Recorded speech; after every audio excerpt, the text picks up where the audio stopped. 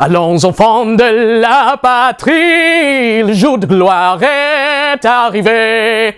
Contre nous de la tyrannie, l'étendard sanglant élevé. L'étendard sanglant élevé. Entendez-vous dans les campagnes mugir ces féroces soldats?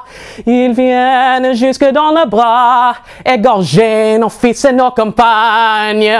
Aux armes, citoyens, formez vos bataillons, marchons, marchons, qu'un sang impur abreuve nos sillons.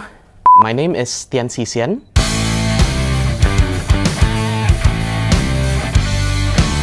I work as a lawyer for Petronas, and I have been learning national anthems for about 15 years now.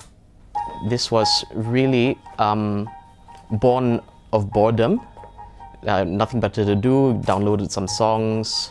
Among those songs included several national anthems. It gradually snowballed from there, it took on a life of its own, and before you know it, I've collected quite a fair amount.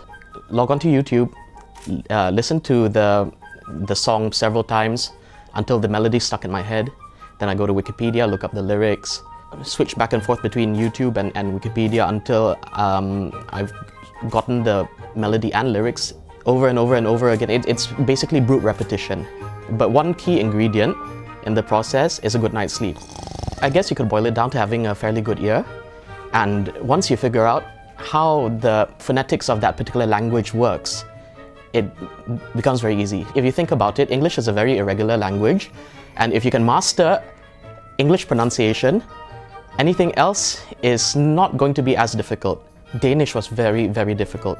How so? Because they tend to swallow a lot of their words, and they tend to glide over a lot of their syllables. Like the first line of the Danish anthem, right, if you were to read it, it would be Der et yndigt land.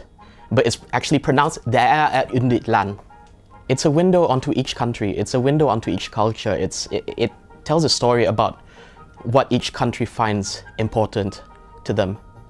Like for example, La Marseillaise, it's your classic, very military, very bloodthirsty anthem because it was written in a time the French people at that time were undergoing a tremendous struggle for the very soul of their nation. Negaraku speaks of everything that we love. As Saida Rastam put in her TED Talk, Negaraku at its heart is ultimately a love song.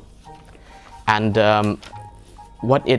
the love that it speaks of is the love of the things that make Malaysia such a wonderful place to live in. Astonishment, shock, surprise, and followed by happiness. And I think that to me is one of the most rewarding aspects of it, making people happy, bringing people together. Learn the message behind it. Understand that it is fundamentally a love song because we are a country that should love one another.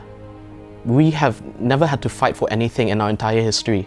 Yeah, we've gotten colonized, but it was never as bad as, say, other countries like, for example, Indonesia, who had to fight a violent, bloody rebellion to kick the Dutch out. We got our independence handed to us on a silver plate. We have so much to offer each other, all the communities of this country. Amar shonar bangla, ami tomai bhalobashi, chirodin tomar akash, chirodin tomar akash, tomar batas, amar prane.